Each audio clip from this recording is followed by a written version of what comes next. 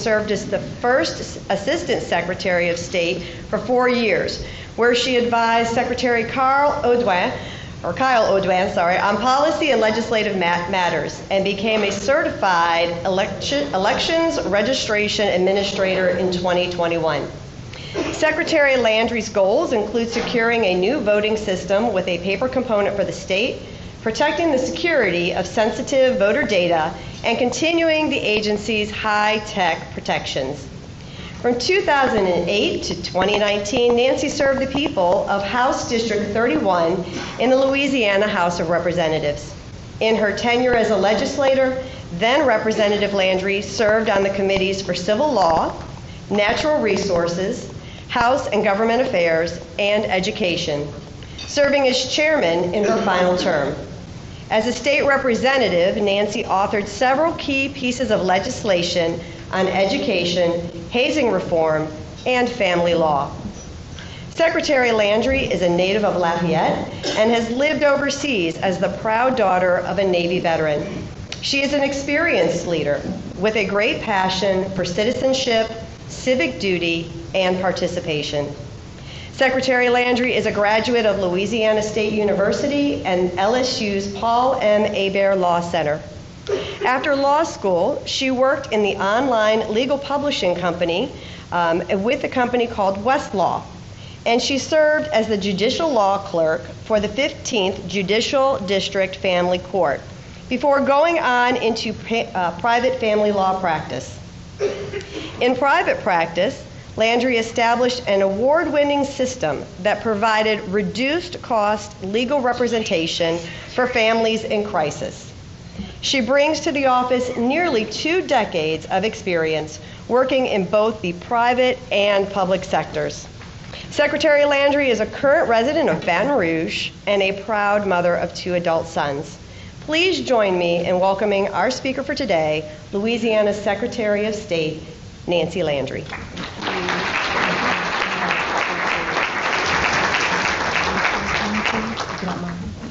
Thank you very much. Thank you. Thank you. Thank you so much for that nice introduction. And before I start, though, I wanted to, I saw my former colleague and also an elected official, Senator Jean-Paul Cusson, walked in, so I wanted to recognize him. And I'll tell you a funny story about Jean-Paul and I. I think this is a friendly audience. When we were serving together, we were both in the House of Representatives. A magazine in Lafayette that didn't like us very much. We were both representing the Lafayette area. Just made a very, what they thought was unfriendly cartoon that included both Jean-Paul and me, a couple of other legislators with tattoos on our cartoon bodies. And the tattoo on mine said, O&G owned. And I'm not sure what Jean-Paul said, but I didn't have my glasses on when I saw it, so I thought it said dog owner.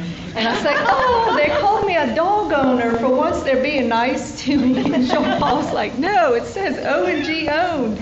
And we just laughed because we didn't really think that was an insult and thought that, it actually would help us with our constituents to know that we supported the oil and gas industry in Lafayette because it was the bread and butter of the Lafayette economy, and so it wasn't a big, insult. But Jean-Paul's here. He's running for PSC now, so I just wanted to recognize him. And thank you for that great introduction. I think you covered just about everything. I've worn a lot of hats. I've had a lot of roles in the past. I'm an attorney, a certified elections registration administrator, a former state legislator, and the mother of 2 adult sons. And before I ran for office, I had an award-winning law practice where I focused on helping people represent themselves in family court in Lafayette. And my goal was to empower people to represent themselves in family court. And as Secretary of State, I'm proud to work with my staff and other state agencies and local chambers to empower entrepreneurs in Louisiana to start their own businesses, grow our economies, and help boost their communities. But of course, the most vital function of the Office of Secretary of State is that of Chief Elections Officer. And we're just 3 weeks away from the beginning of early voting for this important presidential election cycle. Early voting starts October 18th and runs through the 29th. We now have 10 days of early voting for presidential elections, but it's not on Sundays, so it's those 10 days, but not on Sundays, the October 18th through the 29th. And in addition to the presidential and congressional elections, we'll have a number of municipal races down ballot, as well as one constitutional amendment. And those local races and the constitutional amendments may receive less media attention than the big ticket races, but they're in many ways more impactful to your lives than the presidential and congressional elections are on local communities. They'll have immediate effects on your community and your schools and even the taxes that you pay. So I want to encourage all of you to download our award-winning mobile app. It's called the Go Vote app, G-E-A-U-X Vote app. And it's a wonderful app, and it can even give you your sample ballot, so you can see what's on your ballot before you go to vote, and you can even sign up to get alerts, like tell you where to vote, when elections are coming up. Everybody knows about this election on November 5th, but sometimes, you know, we have those small elections, and you might forget that there's just a special election for a school board member or a tax prop or something, and the app will remind you to go vote. So I also want to put in a plug for Annette, who's here today, and Annette Fontana. I'm not sure if Teresa Robichaud's here, but we always need people to sign up to be elections commissioners. And we have people all the time who want to, you know, they want to know if they can come observe the election, or they want to know, you know, what they can do to make sure we have secure elections in Louisiana. And I always encourage them to sign up to be an election commissioner. We need elections commissioners to help us run our elections and to help us everything to run smoothly on election day. We have tens of thousands of people across the state who do that, and some of them are aging out. Most of them are over age 65, and many of them are deciding to retire now. And we need a pool of people to replace those that are retiring. And so I ask all of you to consider being and working as an elections commissioner. It just requires a short training course, and you can make a couple $100 extra right before Christmas, so it's a great way to make a little bit of extra money and give back to your community and help all of our local and state elections officials put on a great election. And we've also here, especially, we've encountered a number of hurdles over the past few years, from hurricanes, including Hurricane Francine just 2 weeks ago, to a COVID emergency, and also dealing with a lot of lies, frankly, about our elections and the security of our elections. And all of this can discourage individuals from getting involved. But through all of that, and working with our local partners, our local registrars of voters, like Mike Boudreaux, who's here today, and our local clerks of court, and my staff, we've all worked tirelessly to deliver safe and secure elections to the people of our state. And I want you to know we have some of the best elections in the nation, and I'm going to get a little bit more into that in a minute.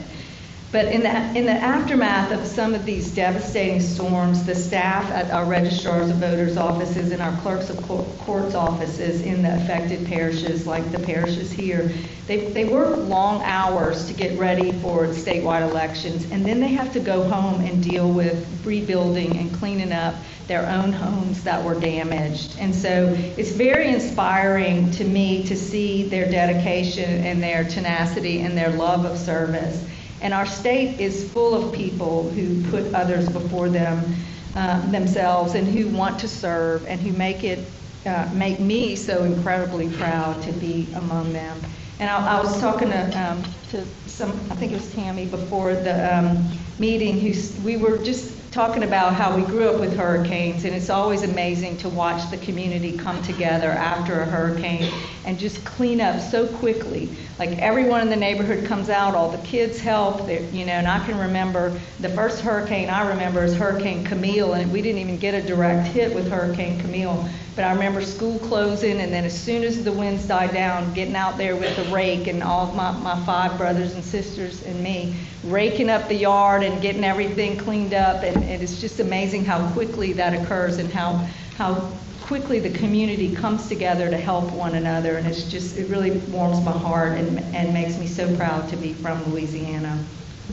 But in spite of all those good things, there are some in our state who continue to denigrate the hard work of our professional elections administrators and our staff.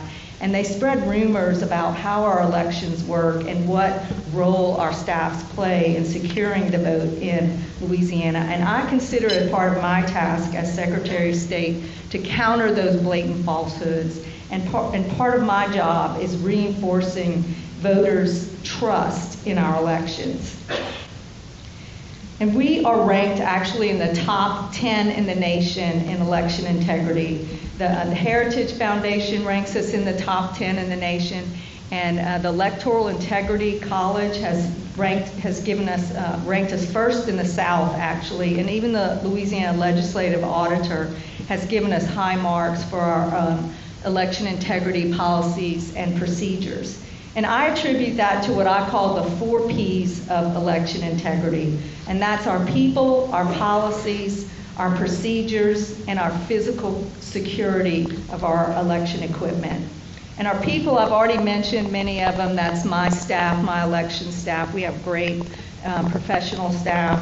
Our clerks of court, like Annette, and our registrars of voters, like Rhonda and Mike, who are here today, I think.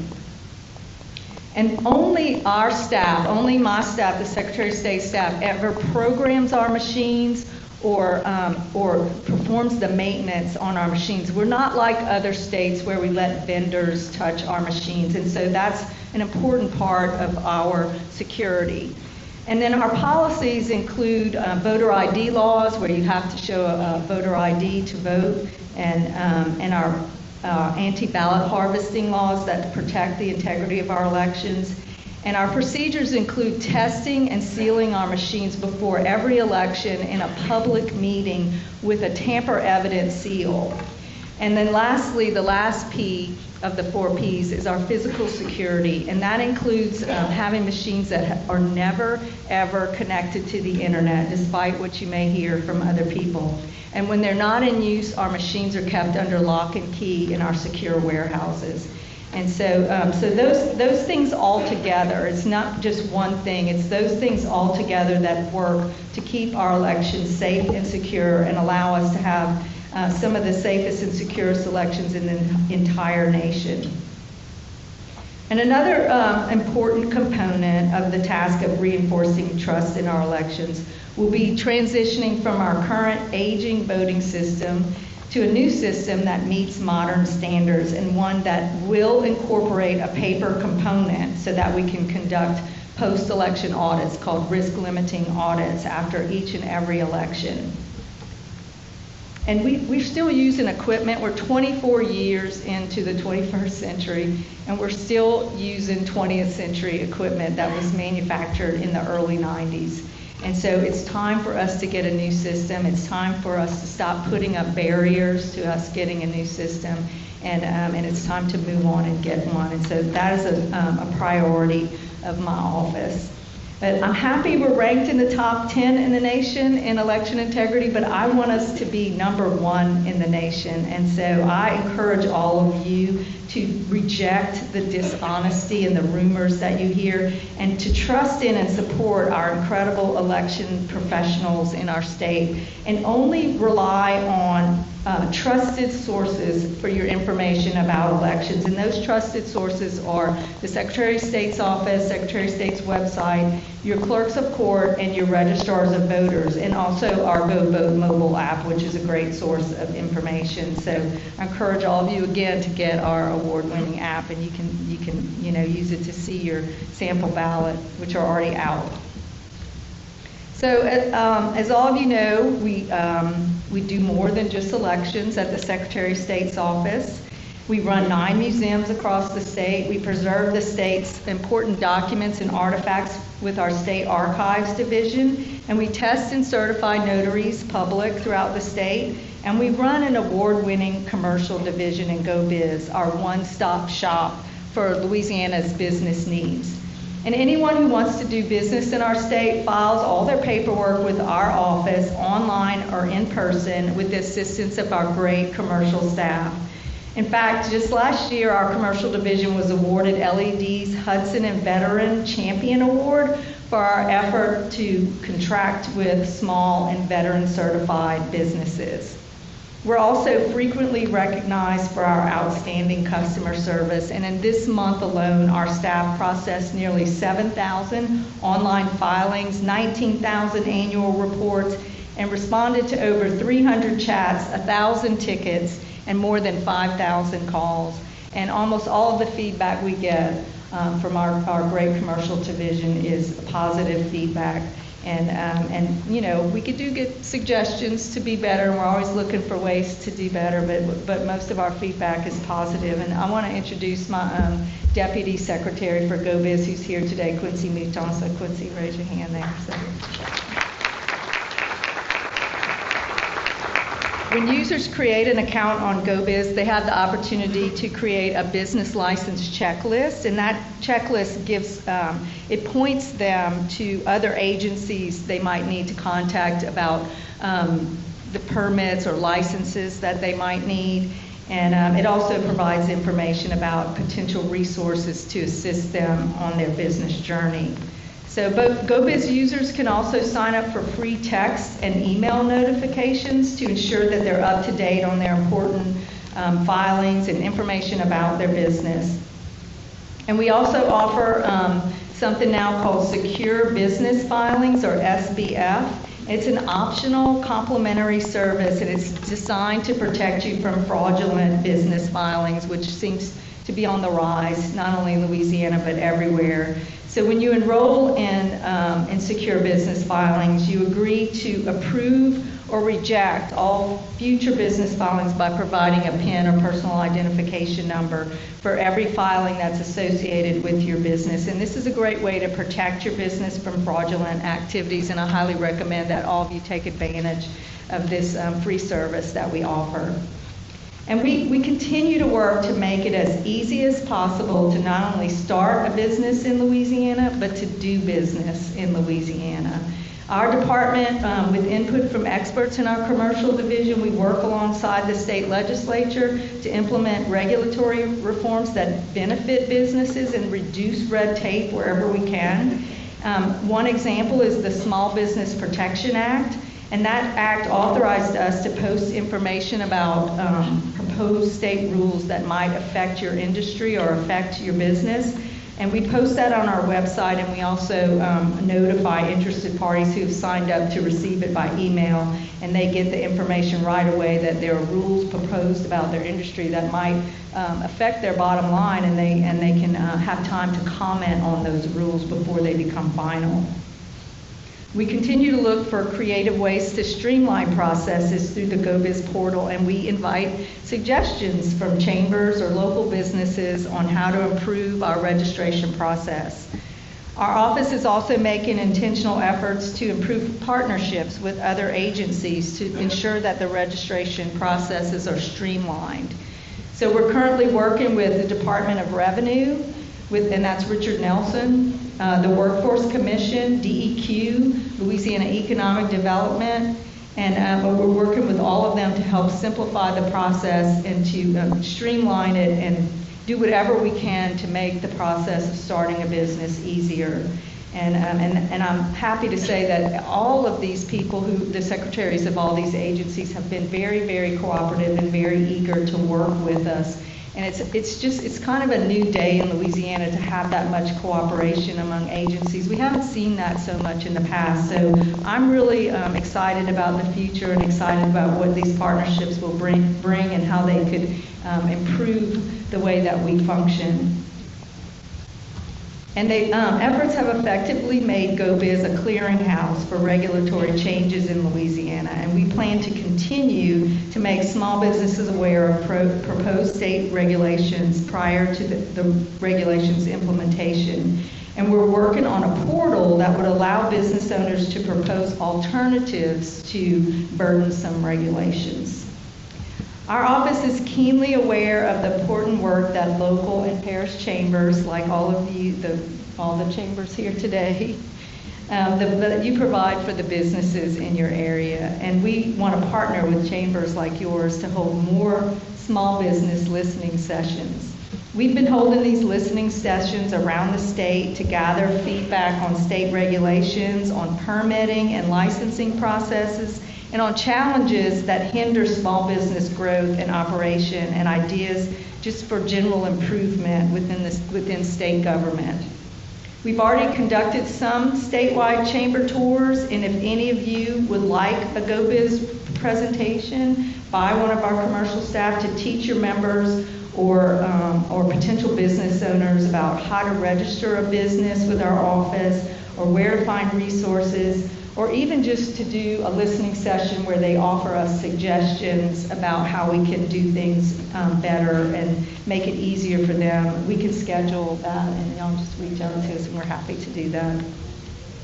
And lastly, I want to remind everyone that in 2021, Congress enacted the Corporate Transparency Act, and that created additional reporting requirements for a majority of businesses in the country. And I want to emphasize that this is a federal requirement from Congress, and it did not come from my office or from the state legislature. This is not us, but we have tried to be helpful, and we've placed information on our website about the requirements for filing, but we encourage everyone to visit the FinCEN website, because that's where you can get the information. If you're a business owner, you probably have a filing deadline coming up at the end of December, and you can find information about that at fincen.gov/BOI. That's BOI for beneficial ownership information. fincen.gov/BOI. And so before I close, I just want to thank you all again for inviting me to speak today. And I know that if we continue to streamline our processes and effectively partner with local chambers, we can make Louisiana the best place in the country to do business. So thank you so much for having me today, and I'm happy to answer any questions that anybody may have. Thank you.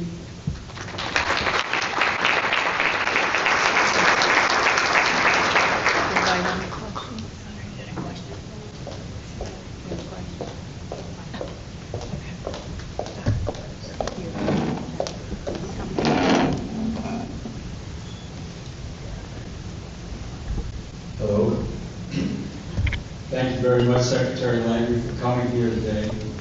Thank you for all the people that are here today, because it shows the interest that we have in the way this business is run in government.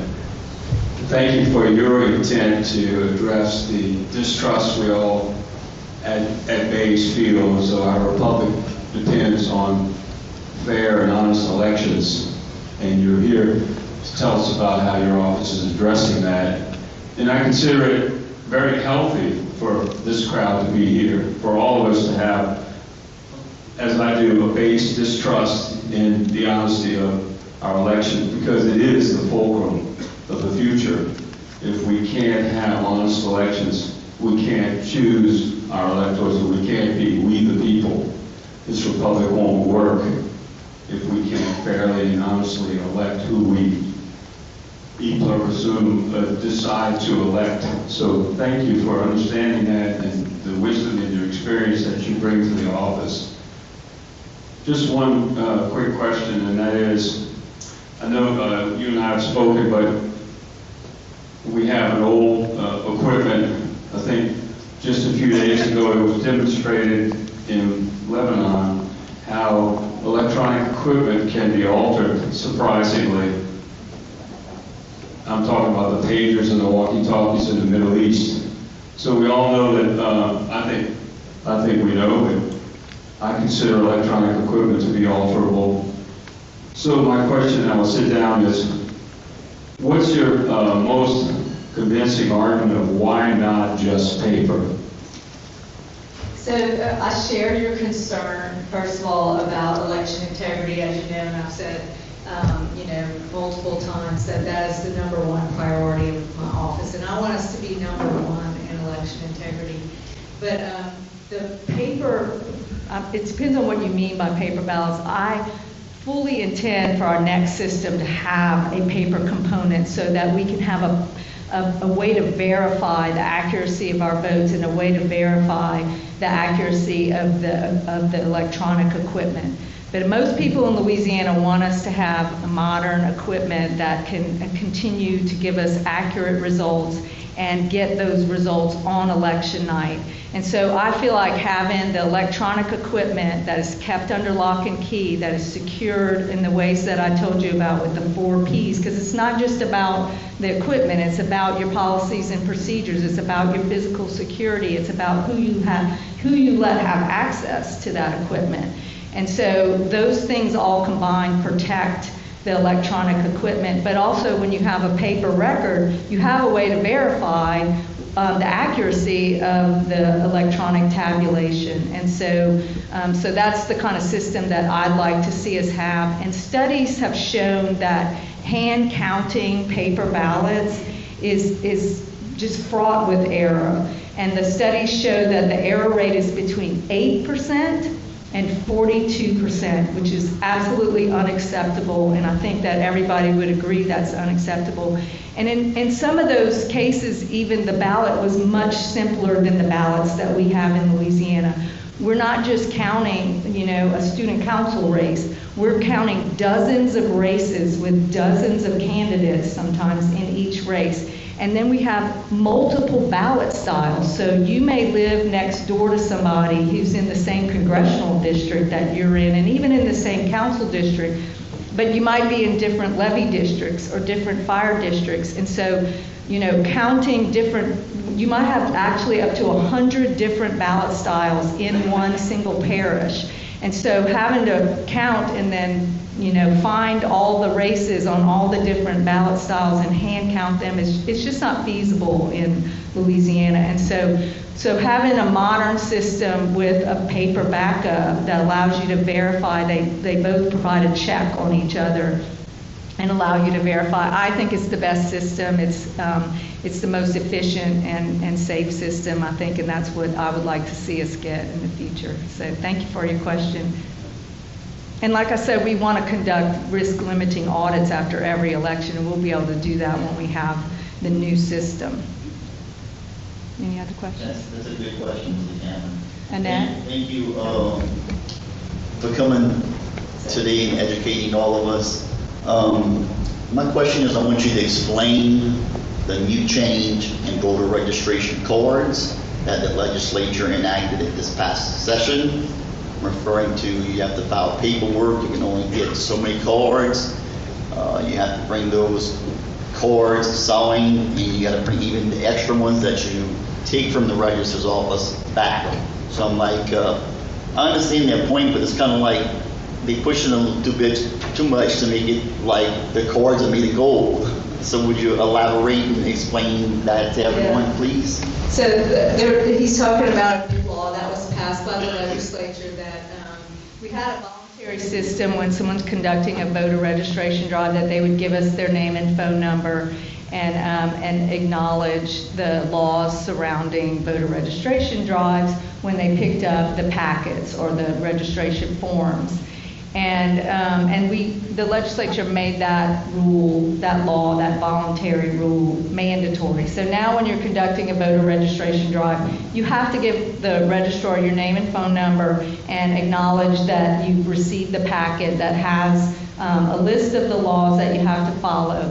And the reason that that law was passed was to protect voters and protect people who are participating in these registration drives. They think they've registered to vote. They show up to vote on election day and come to find out their registration form is in the trunk of someone's car who conducted the registration drive. And I've personally worked early voting. I love to work early voting. It's a great way to see everybody, and it's really fun experience. And so I do it every chance I get. And one year when I was working early voting, I think it was the last presidential election, all these high school students came in and they were so excited, and they came in together, in groups together, and they were so excited they were going to vote for the first time. They were going to cast their vote for president, and not one of them was registered. They had had a huge voter registration drive at that school. Almost everyone in the school had registered, and the person conducting the drive put the forms in the trunk of her car and never turned them in. And so we had to tell all these people and their parents, I'm sorry you can't vote because the person conducting your drive didn't follow the law. And so the law requires you to turn it in by either the deadline of registering to vote for the next election or 30 days, whichever is sooner. And we now ask them to check a box that says, I acknowledge that I've seen these rules and I'm going to follow these rules. And it just asks for name and phone number in case we start getting the forms back and they don't have the right information, they're missing identifying information like birthday or mother's maiden name. We can contact them and say, you need to do it the right way. It's not that burdensome. You can actually do it online. You just provide your name and phone number online. We provide an email address to do that. And so it hasn't really changed that much because most people did it voluntarily anyway. And it also prohibited pre-filling out the voter registration form because we had a problem with voters being confused. They would receive these pre-filled voter registration forms in the mail. We actually had one drive that had a Georgia water stamp on it and a Georgia watermark on it, and people were calling their registrars and their clerks saying, why am I getting a Georgia registration form in the mail? And so we need to be able to contact people who are doing things improperly or maybe not following the law, and we need to be able to, just tell them and remind them of what the law is. And so it's really to protect voters, and it's gone seamlessly, actually. We haven't had much pushback on it. People appreciate it, and they especially appreciate when we call them and let them know, hey, don't forget to get the date of birth. That's super important, and we can't, we might not be able to register them in time if you're not getting all the information. So it's actually been a helpful law. One of the good things is send them the Go Vote app, not having to worry about. Yeah, if you do it online, then you don't have to register, because if you just set up an iPad and let people register on our portal, that portal makes sure that all the information is obtained, and so it's a lot easier, and it helps us to push people to do it on the portal as well, which is the best way probably to do it. So, good question, thank you. Annette, did you have a question? Okay. Thank you. Based on what you just said, and according to what I've learned myself, I understand that Louisiana is the only state that cannot do a post-election audit because we don't have a paper trail. Help me understand how we will audit and verify our upcoming elections, given that we are under a cybersecurity emergency, according to Governor Landry. So the cybersecurity emergency does affect our office because we are not connected to the Office of Technical Support like every other agency is. We opted to be segregated from them for security reasons, and so we are not under a cybersecurity threat. And our machines, like we said, are never ever connected to the internet, and no one ever touches them but our trained technicians, and no one programs them but our trained technicians. And so they're not at risk for a cybersecurity threat. And we are actively trying to get a new system. Barriers have been put up, laws have been changed to make us go through extra steps in the RFP process that no other agency has to go through. We now have additional steps that have added possibly 2 years to the process of us getting a new system. We need a new system, and we want one that has a paper component so that we can do risk limiting audits. But as long as these barriers keep getting put in our pathway, we can't get a new system. But that is the best pathway forward, is to get the new system that has the paper record and allows us to verify the accuracy of the vote and to verify the vote with the machine tabulation. but we can't do that until we go through all the steps we have to go through. So we do an audit now. We have auditing procedures, but it's not the same as a modern system that would have a paper backup, and we are, actively working to do all the steps we have to do to get a new system. So that's our goal, and it's one of my priorities in the office. Thank you. Annette? I just wanted to personally and publicly thank you.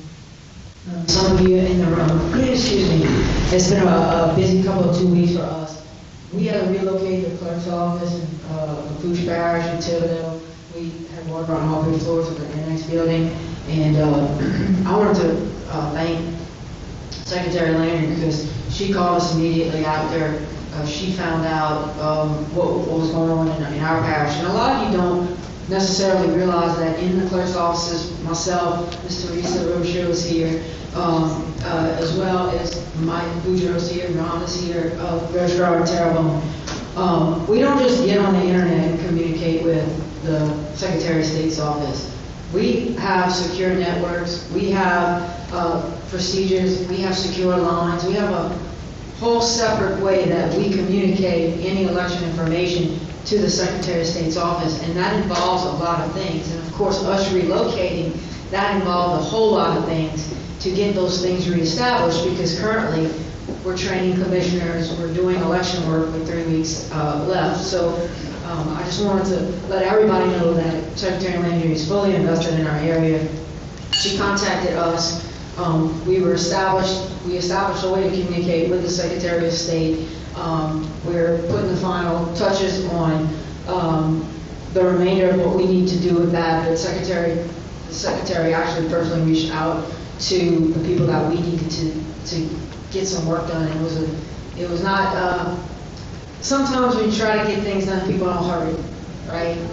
And fortunately, the Secretary reached out to these individuals for us, and they moved very quickly to get us ready to put on the election. So I did want everybody to know that she's fully invested in our area, and she's really helped us a lot. So thank you. Thank you, and I appreciate that. Our elections professionals are recognized nationally for the way that they handle elections in emergencies. Nobody conducts more elections in emergencies than Louisiana does, as you probably know. I mean, the last presidential election, we had 4 hurricanes in a row right before the election, and we were still able to pull it off, and would pull it off really without a hitch. I mean, our Commissioner of Elections, she's been with the agency for 30 years. She started as an 18-year-old college student, and she just knows how to get things done, and she always has Plan A, Plan B, Plan C, Plan D, and Plan D. So we always know that we can count on Commissioner Hadske to have a backup plan in case of an emergency. And she's actually been asked multiple times now to go and present to other states. After COVID, other states were, they didn't know what to do during COVID, and they saw us handle it really easily because our legislature had the foresight to set up laws that handled and spelled out and provided a framework for how you pass emergency election plans to address emergency problems. And other states didn't have that, so they were struggling. They were trying to, figure out how they could change the laws without convening their legislature. Many of them bypassed their legislature, which caused, a lot of questions about how the new laws were passed without the authority of the legislature and whether that invalidated the whole election. We didn't have that problem here because our legislature had the foresight to establish a framework for us to do that, and that's what we use. So we were able to do it with the authority of the legislature. And so our staff goes to other states, and we put on workshops and train them how to conduct an election in an emergency, in a statewide emergency or in a local emergency. And we actually have won awards for the task force that we put together with collaborators who help us conduct an election. Usually it's after a hurricane, but it also came into play after COVID as well, or during COVID. So we have a lot to be proud of in Louisiana. We are not often at the top of good lists, but we are, top 10 in the nation in election integrity, and I would venture to say we're number 1 in the nation in conducting elections during emergencies. And so I want to commend all of our professional election administrators for their hard work and their expertise in conducting elections in the midst of a hurricane. And like I said earlier, many of them doing it while they have damage in their own houses and having to put their own lives back together while they're conducting the election. So very proud of all of you. This last session, so I want to thank you on a great set of bills addressing our election and election integrity. And one of the big things that we looked at is the concern on the new voting systems. And as you stated a while ago, you have a bunch of hurdles to get the new system in. And looking at the time frame, it doesn't look like with the hurdles you're going to be able to get a system in before the next presidential election. And so looking at the session, I was looking for hardware bills that would address that issue and found none. The only bill I could find was a bill by Mike Johnson, which was HB 856, which was just to address repair and replacement of voting machines. But that was addressed in 480 in 4 spots when I went to look it up. But what happened was in the Senate came back with an amendment, a 4-page amendment that basically took Mike Johnson's bill and addressed the issue of cutting back on the timeline to allow us to have a new voting system in within the next presidential election. But the bill, the amendment that was put in was an amendment that kind of overstepped what we were looking for. So when the amendment was passed in the Senate unanimously, I was working with a bunch of grassroots organizations, and we ran over to the House and petitioned the House to kill that bill. And so right now we end up where we were with 480. My big question is there a way in the next session we can work with you on addressing the timeline and getting a bill that's acceptable to we the people? I would love to work with y'all, and I'll just to explain what he's talking about. Act 480 is the act from 2021 that created additional steps that only the Department of State has to go through. No other agency, no matter how big their RFP, their request for proposals is, no matter how much money it's dealing with, even DOTD with their huge projects, they don't have to go through the extra steps that we have to go through. And we feel like there was too much redundancy in that. We already had a voting system commission. We had 8 meetings, I think, where the public had an opportunity to come and testify multiple times. They made a recommendation. And in addition to that, now we have to have a hearing every time we change any minor rule all along the way. And we have estimated that it adds 2 years to our process of getting a new system. And so we would love to work with you to see how we can shave off some of that time and streamline the process so that we can have a new system by the time we have our next presidential. We're still hoping that we'll be able to start rolling out the new system by 2026. And so that the phase in, a new system has to be phased in because we have so many people we have to train. We have to train our registrars, our clerks, and also the commissioners who work at elections. And last but not least, we have to tell the public and show them the machines, give them the opportunity to ask questions and get familiar with them. And so it takes a long time. Where are you in the RFP? He asked where are we in the RFP process, and that's a request for proposals where we issue a request for proposal and tell through the Division of Administration saying what we want in our new system, and then vendors bid on the system. And we are, right now, we're required to issue state standards ahead of time, which we used to do just by guidance, and now we have to do it by rule, which takes 6 months. And so we're in the process of adopting state standards that have to go through the rulemaking process. When we finish that, then we will issue the request for proposals, and then we'll receive bids from vendors. And we have an additional step now. We have a special commission created to grade those bids that other agencies don't have. And then, and including people who are on there who don't have any expertise in elections at all, which we tried to address with that amendment you referenced. It would have taken people off of that commission that don't have election expertise.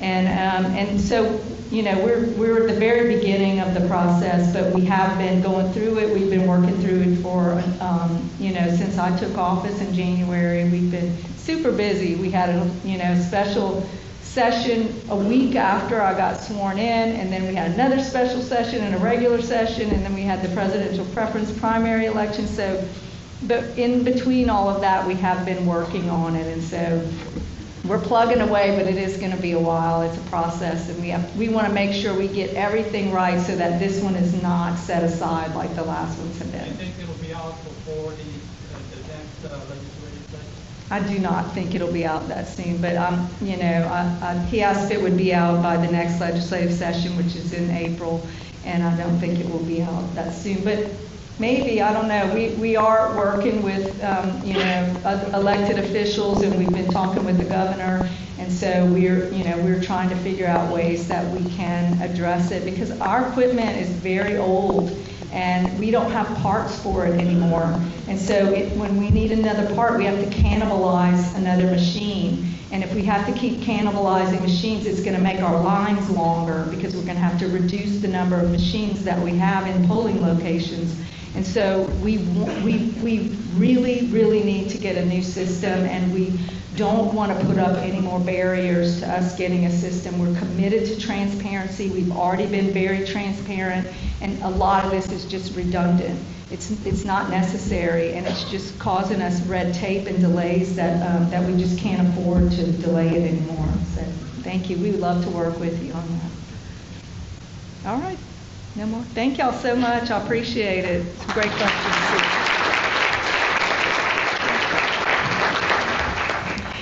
On behalf of the Houma, Terrebonne, Lafourche, St. Mary, and Thibodaux Chambers of Commerce, I want to extend our heartfelt thanks to you, Secretary, for being here with us today. Let's also give another round of applause to all of our generous sponsors, the Ben Meyer Foundation, Acadia Music Fest, Tesh Action Coalition or Clinic, Bayou Bend Health System, and the Houma Terrebonne Airport Commission.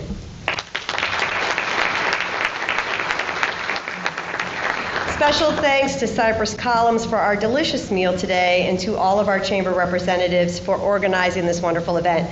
Please stay tuned for our next joint luncheon, which will take place in November here.